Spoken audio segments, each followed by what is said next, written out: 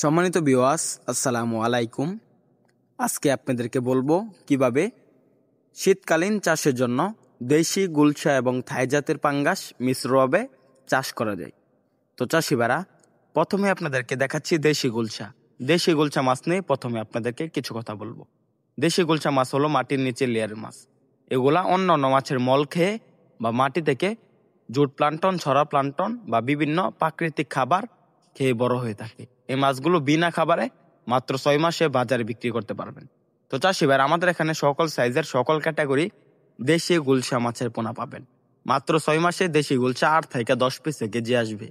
তাই এই মাছ চাষে আপনি লাভবান হতে পারেন। এই মাছ বাজারজাত অনেক ভালো। এই মাছগুলোর বাজার মূল্য অনেক ভালো টাকা পাওয়া যায়। তো চাষি ভাইরা, আপনারা যদি থাই জাতের পাঙ্গাস এবং দেশি গুলশা মিশ্রভাবে চাষ করতে চান, তাহলে আমাদের এখান থেকে ক্রয় করতে পারবেন বিভিন্ন সাইজের বিভিন্ন ক্যাটাগরি দেশি গুলশা এবং কি আমাদের এরকম ভালো মানের বা যে কোনো সাইজের থাই জাতের পাঙ্গাস মাছের পোনা।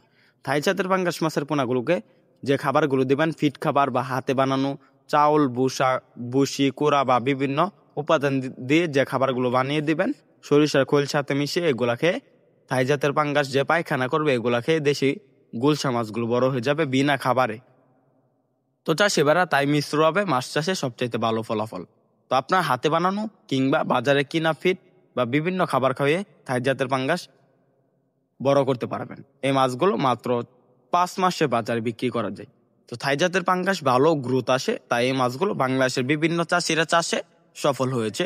বাংলাদেশের বাজারে দৈনিক থাই জাতের পাঙ্গাস দেখা যায় বা দেশি পাঙ্গাস দেখা যায়। পাঙ্গাসের প্রচুর পরিমাণ চাহিদা, কিন্তু যদি ব্যবসায় লাভ করতে চান বা সফল হতে চান, তাহলে অবশ্যই থাই জাতের পাঙ্গাস মাছের পোনা ক্রয় করতে হবে।